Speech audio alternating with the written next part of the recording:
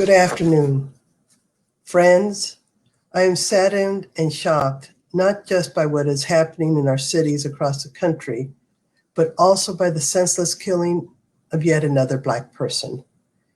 It is my hope that the conversations are taking place that will help us find common ground and address these inequities. The Lakeshore Ethnic Diversity Alliance, also known as LEDA, can help find common ground. I am Gloria Lara, and I am honored to be the Executive Director of the Lakeshore Ethnic Diversity Alliance.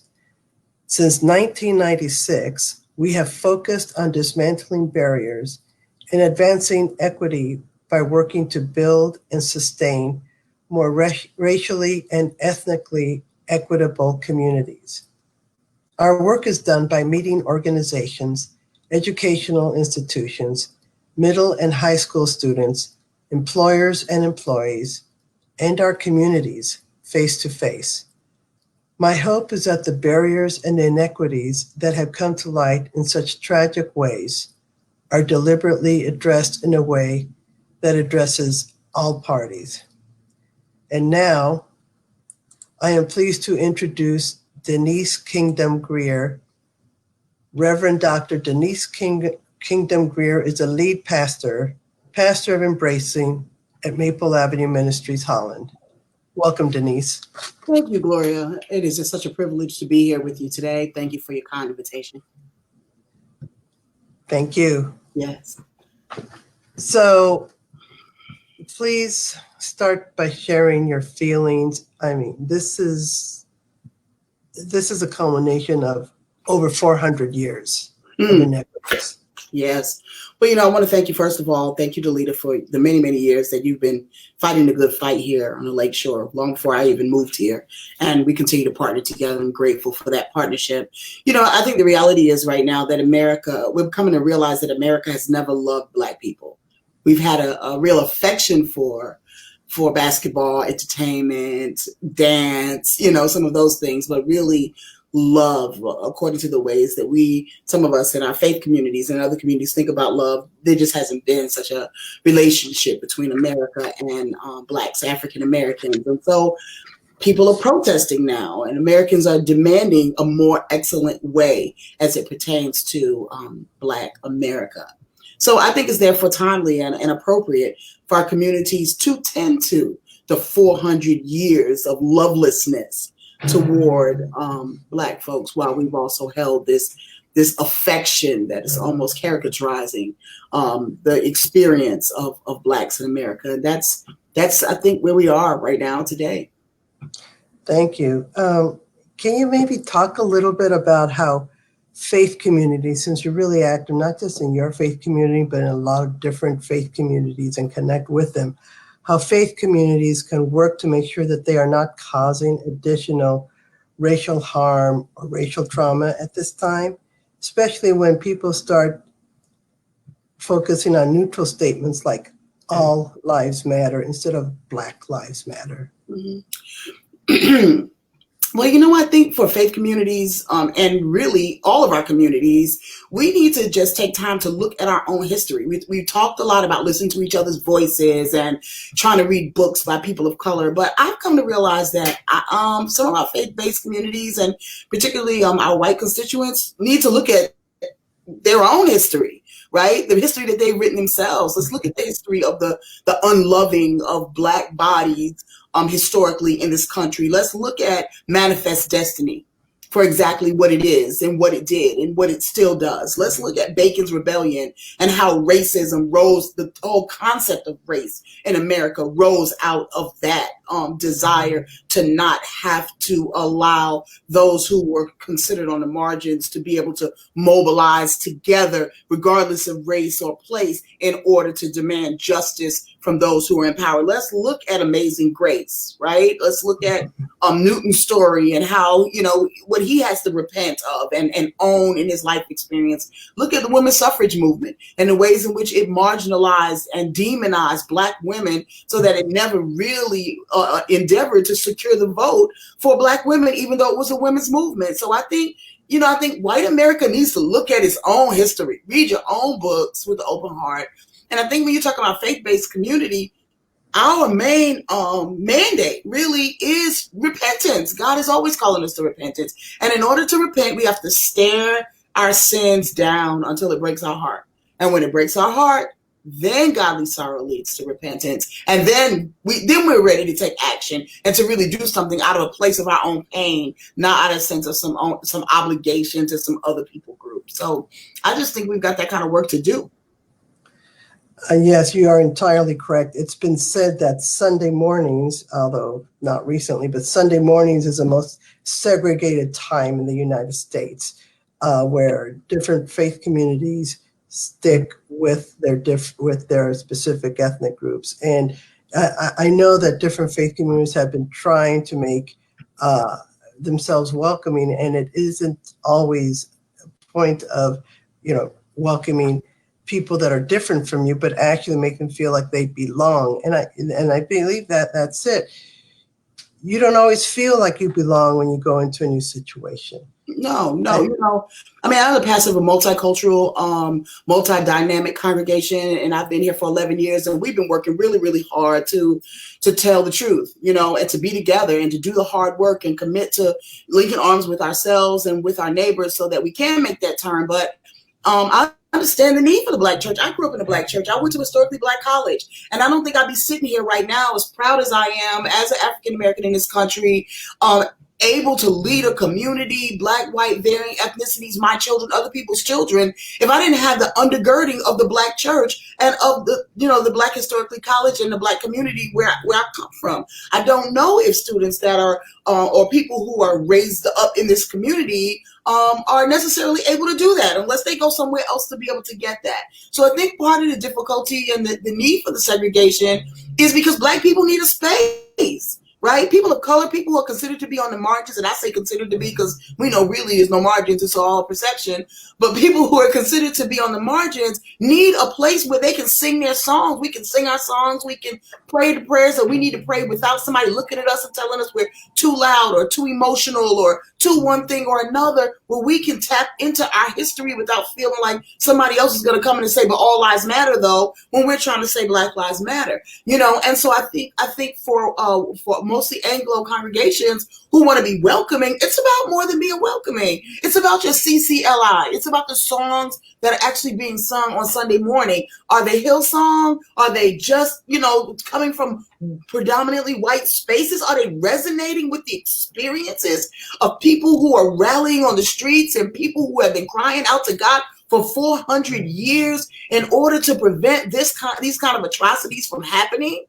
I think in churches, under the banner of being too political, churches have just kind of checked out on our responsibility to call ourselves to love neighbor. And I think that's why the churches are going to be segregated until then, or else we're going to have predominantly white churches with Black people in it who only get to stay as long as they're willing to act and pretend and worship and be like they're white, which does no service to the image bearers of God we've been all assigned to be. So could it be said that if a religious congregation, if they were willing not just to welcome people who look different from them, especially Black people, if it's a predominantly white congregation, but open up spaces so that the rest of the congregation can start to understand, for example, the different songs, the different traditions, and be a part of that, and it doesn't seem strange, and it's not only during Black History Month where all the different churches do have preachers that come in to talk about Black history. I mean, I think it should be throughout the year, and it's not just Black history, but right now we're focusing on Black Lives Matter. I talk about all different other ethnic groups, but I wanted to give you, Denise, an opportunity to really talk about this and maybe have some resources to have our listeners and our viewers think. I mean, we have almost 300 people on this feed now. So this is amazing. Yeah, it is. Thank you all for tuning in. So listen, I think that white churches who are interested in embracing other ethnic groups, African American, what have you, needs to first of all look at your history so that you can come to repentance. What has been the history of people of color in your congregations? Have they been able to serve? Have they been given a voice? Have they been excluded? Have they been paternalized? What are the ways in which historically our church has engaged with particular people groups so that we can own that? We need to dig up the bodies underneath our churches and say, yes, we use them. Yes, we abuse them. We silenced them. We manipulated them. We pushed them out of the door with a non-disclosure agreement so they couldn't even share their stories. These are the things that happen in churches, in our communities. And I think our churches have to, our leaders and our churches have to stand up and say, that was me. Has been us.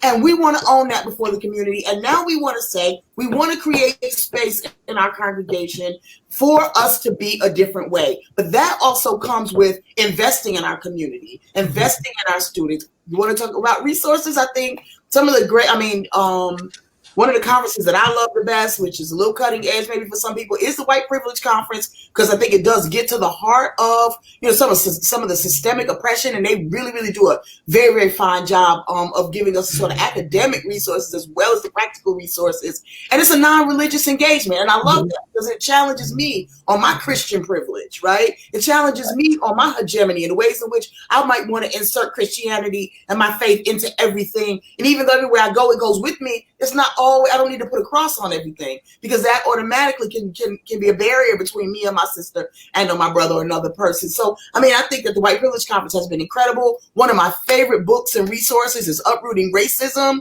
It's by a brother sociologist named Paul Kivel. He gives us a great sort of historical overview of how we got here, how race was created, and how it's worked and operated, and how all of these parts of our faith and parts of our traditions and all that, how it all plays into this thing that we call racism. And I think it's important for white people to read what white people have to say, especially sociologists and people who don't have an agenda except to just hold up the truth. At the same time, there are a lot of great resources out here right now being prepared by African American people. Shaniqua Walker Barnes is one of my favorites. She helps us to really, really understand as Black women what our experiences are and the ways in which burdens are brought upon us. Her book is called Too Heavy a Yoke. But she also has a second book about reconciliation from the perspective of a Black woman, which was the first of its kind. So Shaniqua is both a clinical psychologist and an ordained minister. And so she comes from both of those places very, very carefully, very, very, very strategically. I think Elisa Sharon Harper has a great work, The Very Good Gospel, where she helps us understand the idea of image bearers of God, icons of God, and the ways in which we diminish Black bodies on earth is the way we diminish the image of God on earth. So, so those are just a few of the great, great works that are being done. Movies, of course, 13th helps us understand the 13th Amendment and the ways in which that plays with mass incarceration, the new Jim Crow.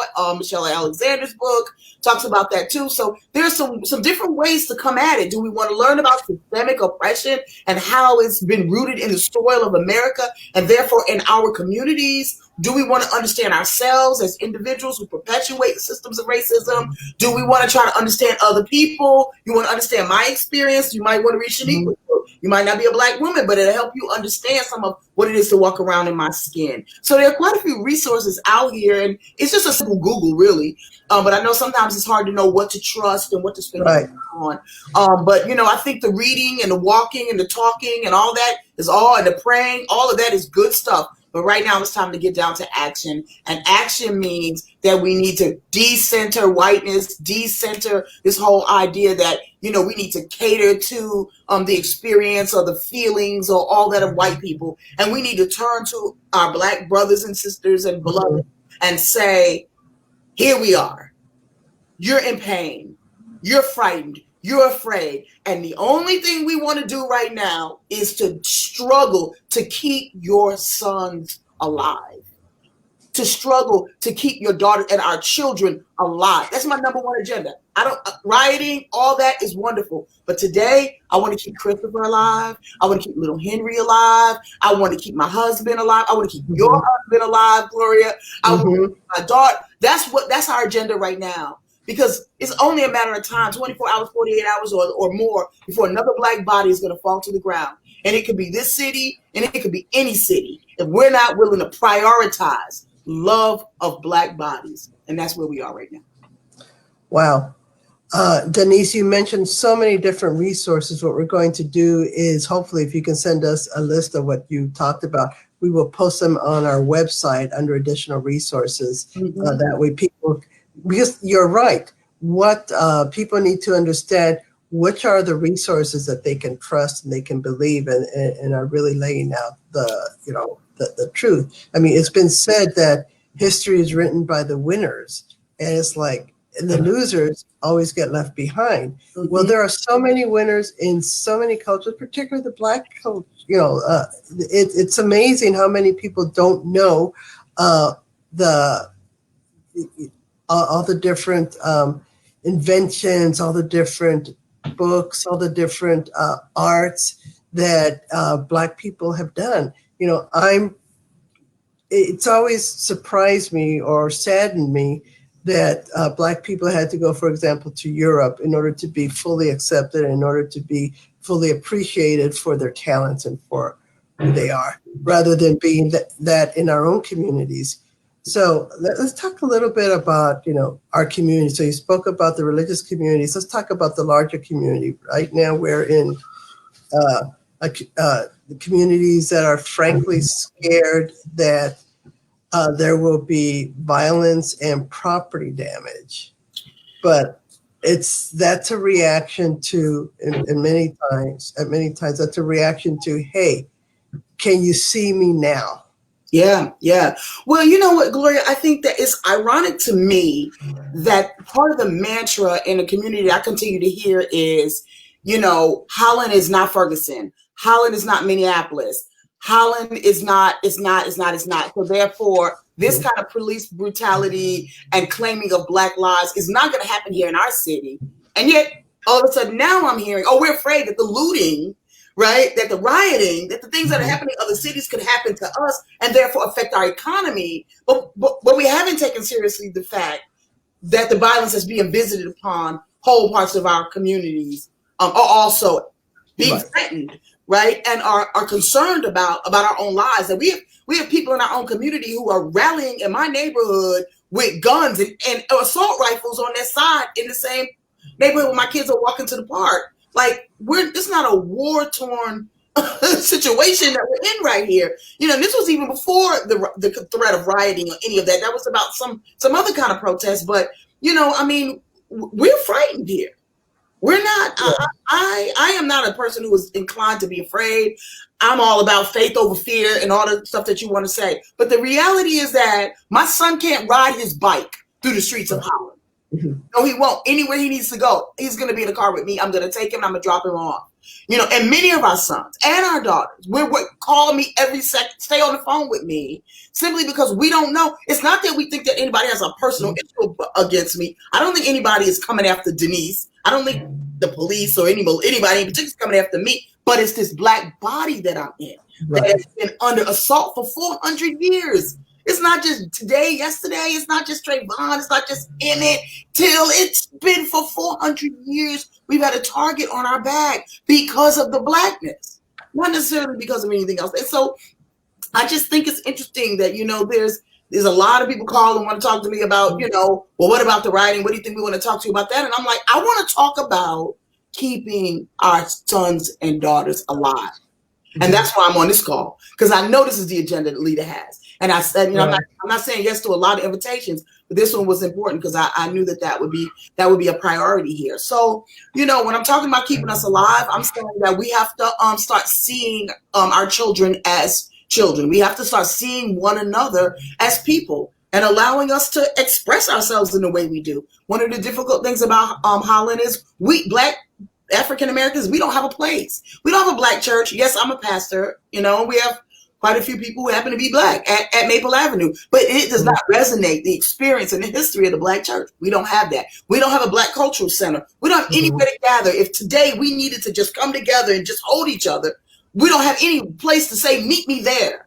That's not already governed by the white gaze. And the problem is, if you said, meet me there, then other people would see all these Black bodies and say, oh my gosh, there's an uprising. And that's another thing, right? Mm-hmm. There's an uprising, there's a threat. And so, we've had that in the past when we've tried to, organize things. And then, the powers that be come in and say, oh, well, we heard this or we heard that. So now all of a sudden you can't meet. And so we don't, so we just meet. We don't ask, but we don't galvanize the true strength of the community Mm-hmm. because we don't have a place to call people to.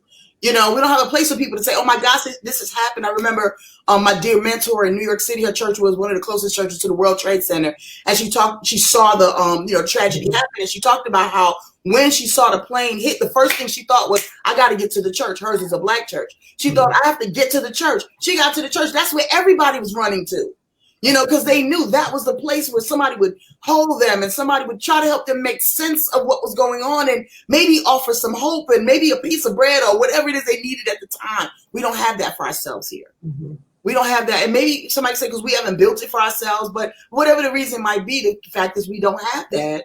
And so we continue to kind of find ourselves in fractions and in bits and pieces, trying to hold each other together as best we can. And that's why we need our white allies to step in and say, you know what, we have space, we'll make room. We need our white allies to come in and to turn their faces away from us, but to hold hands and protect us while we have our meetings and while we hold each other and do whatever we need to do. But then we need white America to turn in and look at us and see our value. And see what we have contributed to this city. What have we contributed to our public school system? What have we contributed to our city government? We got this beautiful civic center, and the sister who was the project manager was amazing and brilliant. That is something to be marked, something to be noted. We have had great principals and administrators in our public schools who are no longer with us, but who did a phenomenal job and made kids feel like they really mattered because they look like them. We've had Black leaders who've gone before us who created like Juneteenth Festival and Kwanzaa celebration and things like that are still longstanding in our community. We need for our white allies, friends, freedom fighters to turn in and say, man, y'all have been doing it. We see you. This is what you've been doing. This is how you've been doing it. We recognize that. We appreciate it. Keep doing it. How can we support you to continue to let your voice be known, to let your arts be on display, to let your children go to college, whatever is necessary in order for us to do something that feels like love to us, that feels like, you know what, we're not just affectionate. Just come sit on my board because I need another Black person there.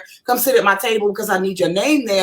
But more like you have a lot to offer. There's a lot that comes from your traditions, from your songs, from your Africanism, from the way you think about family and hospitality. Come teach us your ways because we need this in order to be the fullness of the community that we need to be. That's the kind of conversation we need to have and enact, because the talking is over with, right? We've been talking for a long time, but now we actually need to set some things in motion. You mentioned so many different themes. But first of all, you talked about family and your families, but everyone, regardless of their background, their faith tradition, their color, their ethnicity, everyone first focuses on their own family and they want their family to be safe. And I think, what we're saying is Black families, any kind of family, needs to feel safe.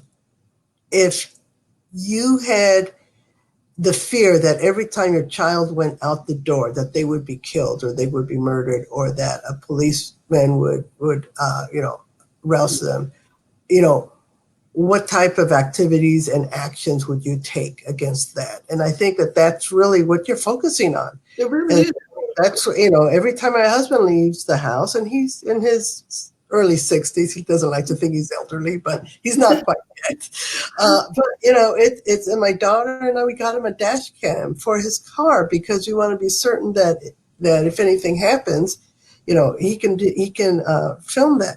He's not that technically adept, so we showed him how to use the video part of his car phone. And for those of you who don't know, my husband is Black. We've been married for 35 years this year. And I've never been so scared as I am now to have him leave the house. Yeah. Gloria, one thing that you said about, we all want our family first.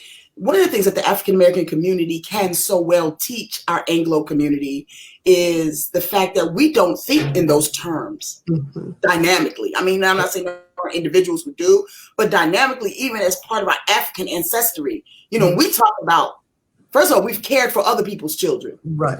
We've nursed other people's babies. right? We're in the school, working in the nursing homes. We're in all of these places taking care of people who don't look like us and who aren't related to us first. We are choosing these professions, right?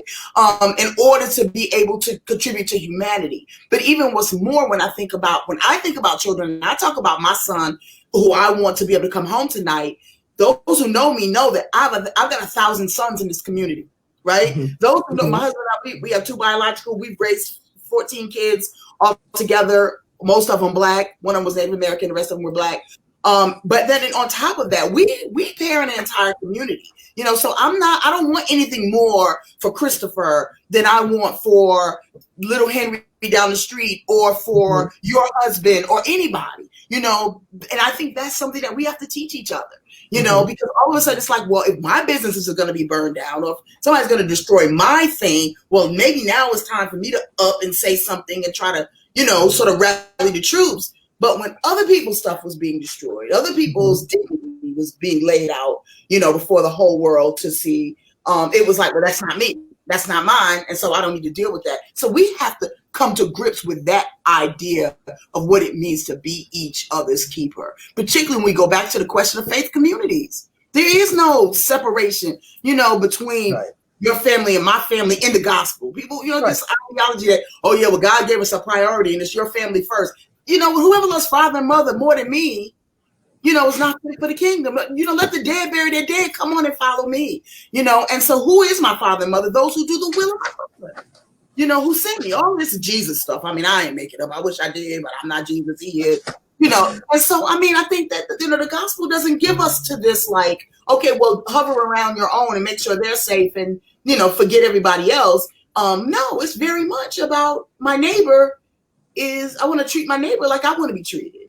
And I think that's what we need to come to with Black bodies. Treat them like we want to be treated. Be patient, be kind, long suffering, hope all, believe all, trust all. That's what we talk about in faith community, the Bible, about what love is. I think that Black America has done that. We have a lot to teach about forgiveness, about moving on, about setting stuff aside, about being able to really honor the person, even though you know they don't want for your flourishing. We've figured out how to live in that reality. We have a lot to teach, but it's time for it to come back in our direction for our benefit in this season.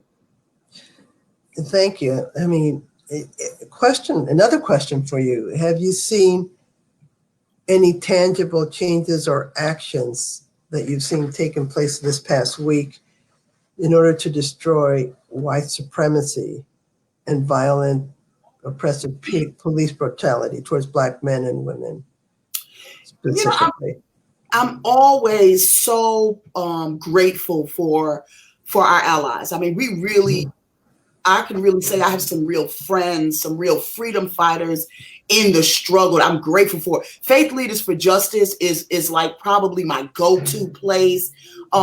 You know, and they just do a phenomenal job of listening well, of trying to amplify voice and not be the voice for. You know, they just organized this demonstration this past Saturday. I wasn't a part of that. I didn't have the energy for that, but I was grateful that I didn't have to have the energy. Right in the past, been like, okay, Pastor Denise, what are we going to do to rally the troops? And this time they contacted me and said, you know, Pastor Denise, it's not your responsibility to direct us or do anything for us. We simply want to make you aware of what we're doing because we want to make sure that it's not inappropriate and that you aren't going to be caught surprised by it. That's what I'm talking about. I didn't need to be there. I didn't need to do anything, but just that level of respect. You have to say, we know the work that you've been doing in this community. We're side by side with you. You don't have to take this one on, but we don't want to go ahead of you. We want to go with you.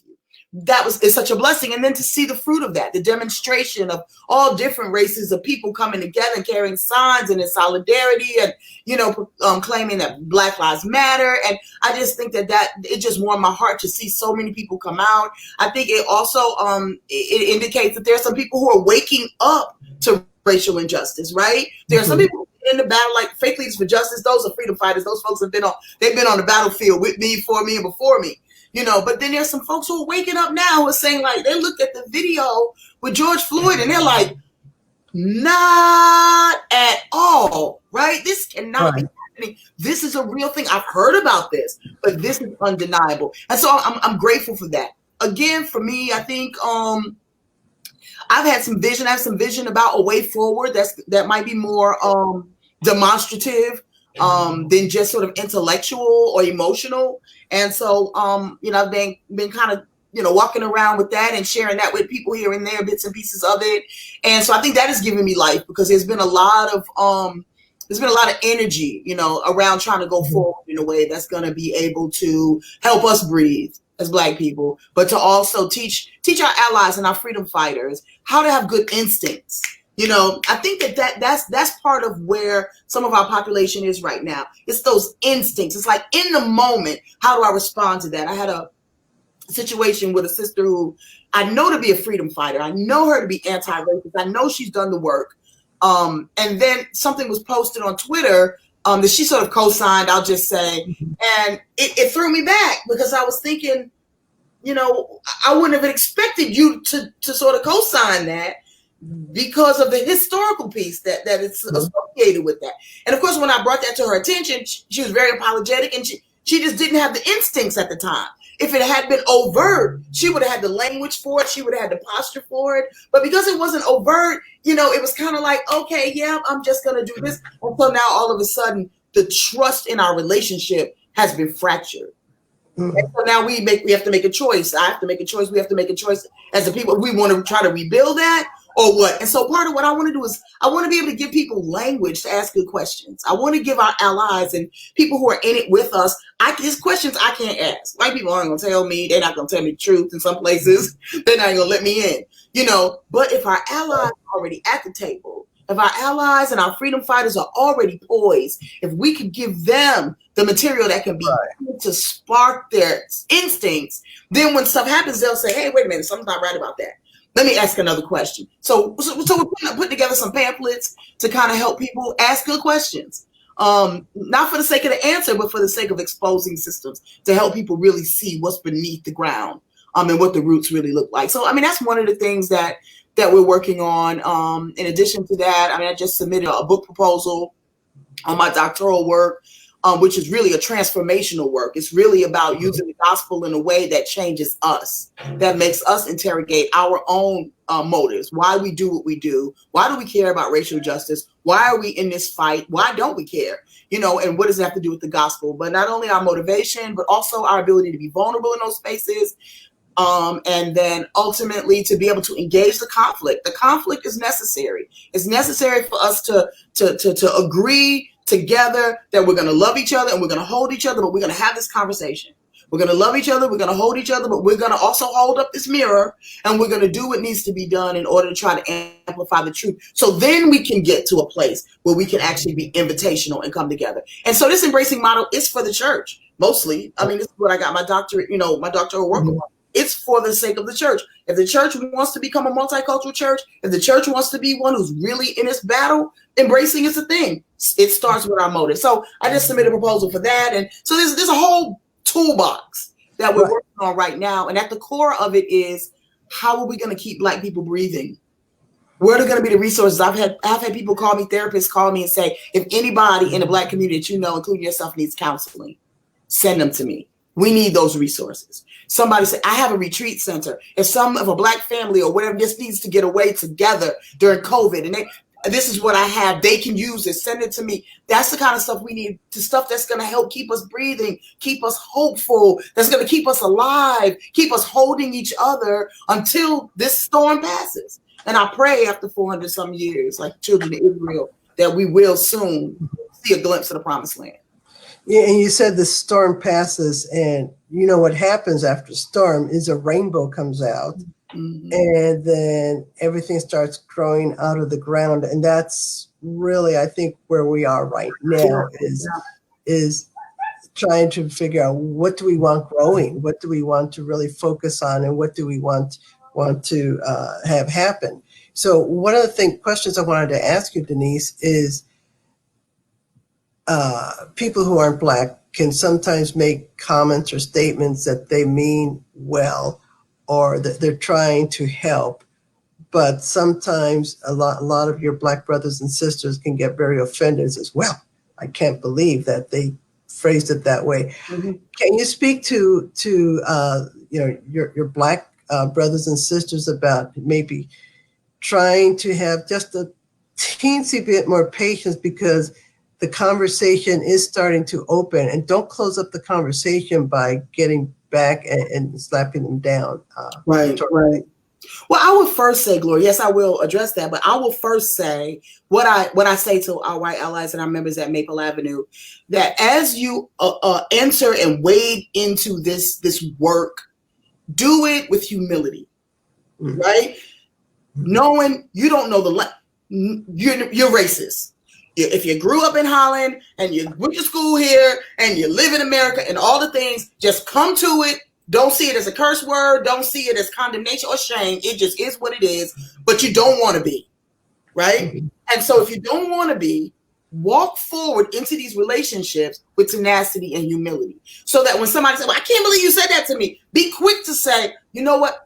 I'm working on this. Oh my gosh, I offended you? Oh, that's never what I intended to do. I hope you can please forgive me.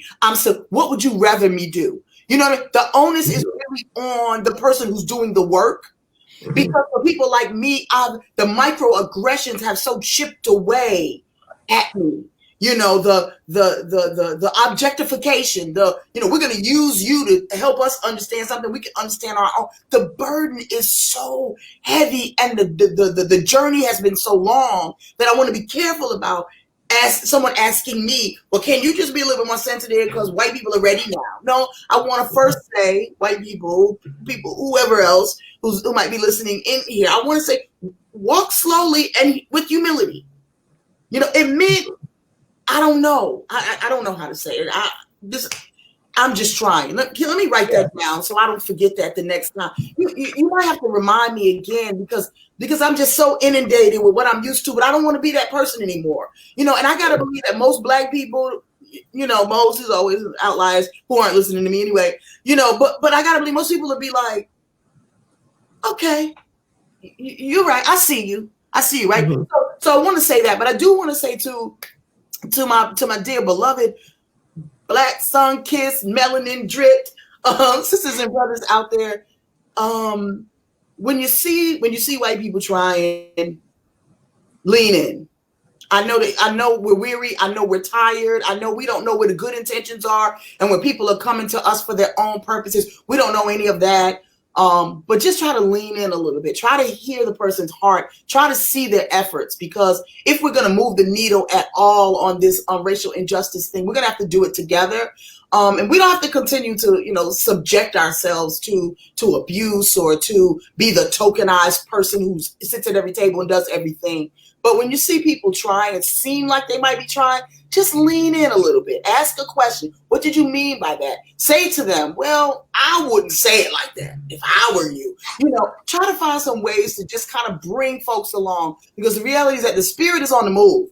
Spirit is on the move. God is stirring up some things. Things are stirring in the atmosphere, and there's a change that is coming, and now is a time like never before, and we don't want to shut people out if they want to continue to move forward. So please, let's try that together. I know it's not going to be easy for me. It won't be easy for you, but if we'll try, then that would be half the battle. Yeah. Great. Thank you. So I was hoping that we could do this for an hour, and I wanted to be certain that we cover everything that you wanted to talk about. Is there anything that we haven't covered that you wanted to discuss? Well, it's interesting. You were talking about the rainbow, like after the storm comes the rainbow. And I have spent a good bit of time since the assassination of Ahmaud. I spent some time thinking about soil and dirt and roots and I think that in our own community, it's not lost on us that this is a community that was settled, colonized by, Dutch settlers for themselves. These institutions, for the most part, were created for the benefit of those people. And in the meantime, other people happen to move in and be transplanted in a lot of different ways.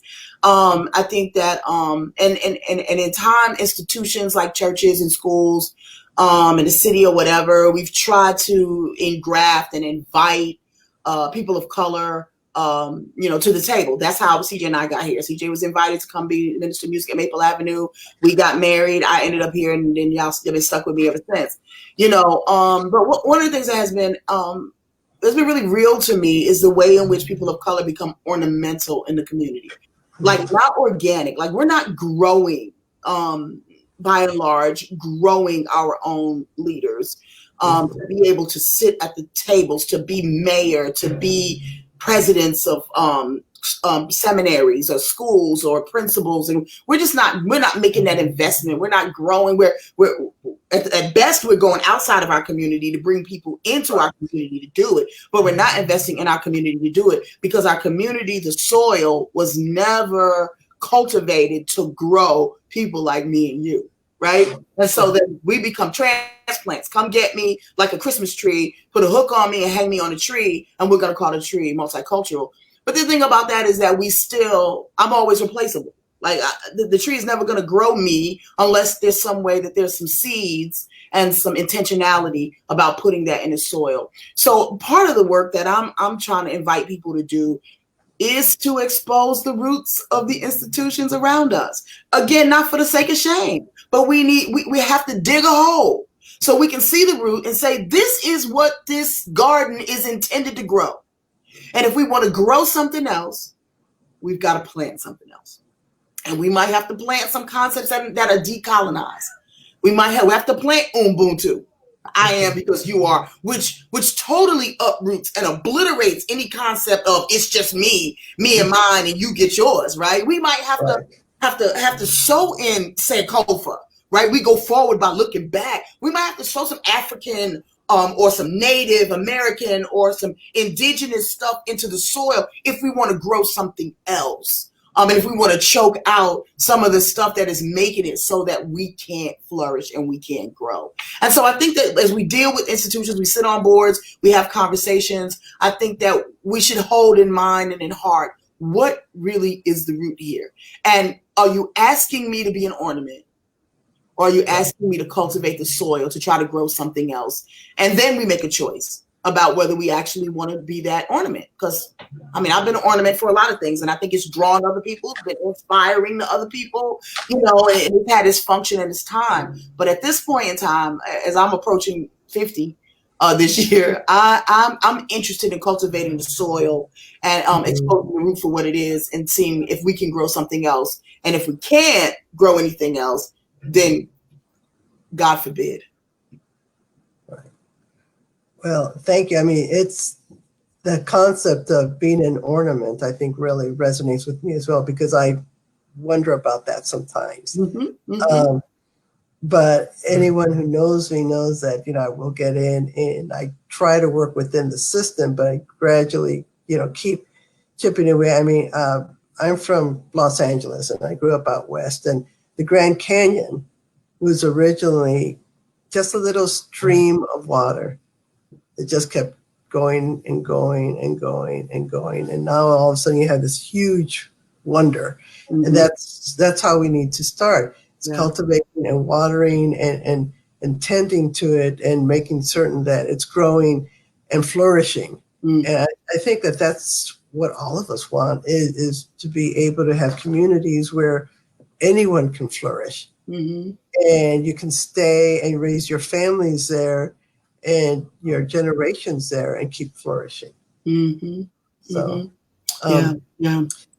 I didn't want much time to go by before I talk to, the rest of our audience and tell them about our summit coming up. We have our summit on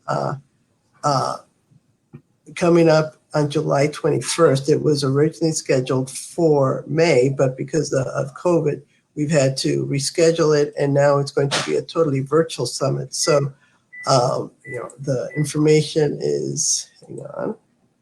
So, there. So, I'm doing all this technology stuff. So, that's our summit, and this is our website. Registration will be opening up very shortly, hopefully before the end of next week, because we're still looking at the different, making certain that everything works well together. But one of the discussions that we'll be having several different discussions, 2 keynote speakers. One will be speaking on ethnic bias or in the media in all different levels. And then the other one, I'm close to bringing someone on to talk about the disparities that were brought on by COVID-19. Then we're going to have specific breakout sessions, and one of them will be on the community and policing specifically. And so it is my hope that once we started these Facebook Live conversations, to have them every week. So I'm trying to line up our speaker for next week, and we'll keep on doing this because I think it's a really good way to have other people and organizations have their voices get heard by a larger audience that they don't always have access to. And to Pastor Denise, I'm so grateful to you for agreeing to come on and share your thoughts and what we can do to move forward. So this is one more opportunity for you to leave your seeds of wisdom so that we can water them and encourage them and grow them. Yeah. Well, I think if I had, I would send my last word to, again, our Black community, to our sisters and brothers and siblings who are heavy-hearted and maybe even feeling hopeless. I know even within the faith community, I hear your questions. I hear you asking, where's God? I hear you asking, how long? I hear you wondering, is this Christian faith and this faith that you've been handed, is it for you? Is it for us? Have we been hoodwinked? Maybe we're not honoring God because why else would we be? I hear your questions. I resonate with those questions and the longing and the hope. And I just want to say that we can just live our lives one breath at a time. And when our hearts are overwhelmed, we have to find a rock. And if we're people of Christian faith, we would say that rock is Jesus. But if we're not people of Christian faith, then we need to find a rock, someplace where we can find rest, someplace that's going to be solid under our feet, someplace that's not going to be wavering, someplace where we can collect our thoughts and where we can attune and pay attention to our hearts. We have to take care of ourselves and we have to take care of each other. And to our white allies and our other allies out there, we need for you to love us, and not just affectionately, but we need you to strive to know how are you gonna love us well when you're at the table with your friends and with your family members and with those who would just as soon strike my son down in the street. We need you to love us when we're not there. Speak up. Don't speak for us. Speak for yourself. Know your history. Know your story. Know your conviction, and use that as a way to keep all of us breathing, because that's all we want. We all have the breath of God in us, and we want to flourish and have the right to be able to do that in this great country that we help build. And so, beloved, let's one breath at a time try to hold each other up until the storm passes. And I pray it will pass soon. Thank you. Great. Thank you. Thank you, Gloria. Thank you, LEDA. Thank you to all of you who have taken time out of your schedule to come and to just be with us in this time. This is what we need to do. Continue to nourish each other. And LEDA, just keep on doing your work, Gloria. Just keep doing the work that you're doing with your team. Looking forward to the summit. It's always been a blessing. It's always been nourishing and relevant. And of course, if there's anything that I can do to promote it, to support it, or in any way, shape, or form, I want to be lockstep with you in the work that you're doing in Ottawa County for the sake of the entire world. So thank you for what you're doing.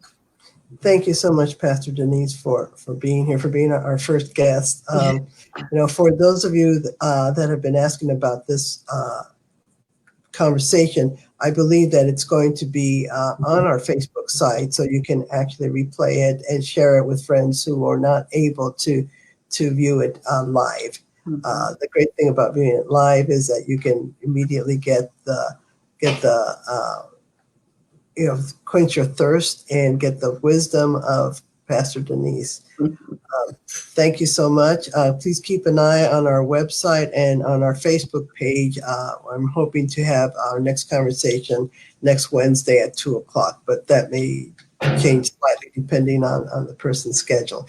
In the we put this together in like 24, 36 hours. So I decided that for LEDA, that we needed to do more than just make a statement of support. We actually needed to do action. And what is LEDA best positioned to do is to do action. It's our middle name. Diversity is our middle name, and we can help any type of organization with workshops, whether they're in person or virtual, because we're a nonprofit and we really believe in this. Our work helps fund the work that we do with children, and because they are our future and they are going to lead us, and we want to make certain that they are around to lead us and that they are used to working with each other. And when I see them, I'm just full of hope for the future. Mm-hmm. So thank you all so much. Thank you for your support, and we should see you next week. Thank you. Thank you very much. God bless you.